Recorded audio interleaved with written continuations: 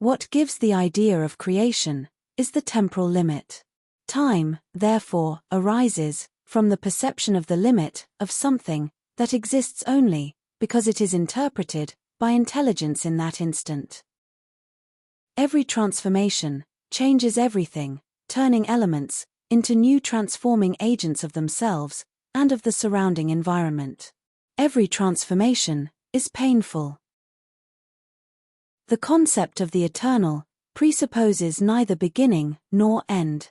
If there is no beginning or end, everything participates and is contained within the eternal. To understand the eternal is to grasp the model through which it transforms. The limit places the being at the center of understanding. The limited being submits to the limits it perceives. The concepts of superiority and inferiority are relative to the perception of elements and to the process of comparison and comprehension. The being in transformation accepts its moment without realizing that it is part of the limit only because it subjects itself to it. Perception is a path difficult to master. Regarding full perception, the being receives the imposition of limits according to the limit of the object in which it perceives itself at that instant. The time that the being devotes to occupying an object causes the eternal aspect of that object to disappear. Thus, the concept of temporality is understood. Since everything exists in the eternal and participates in it, a temporary object merely abandons one form to transform and be understood in another. Life and death, encounters and separations, before and after, are necessary figures to comfort the being limited by an apparent bargain. If the being is in the eternal and participates in it, then the being is also eternal. If the eternal possesses full understanding, the being that participates in it possesses it as well.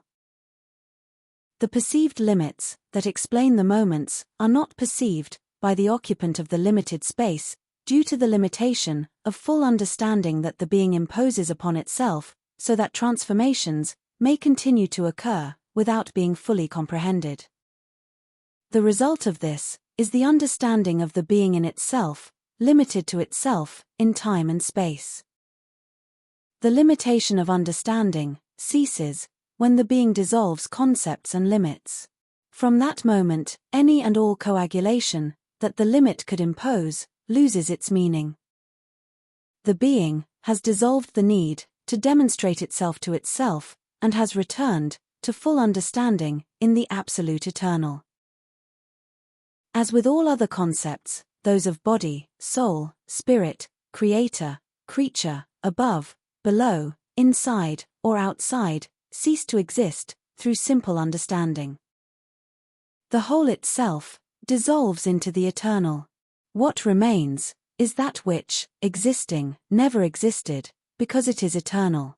That is, it is comprehensible and attainable only by itself. It is the being that being is, and which is the last to be dissolved.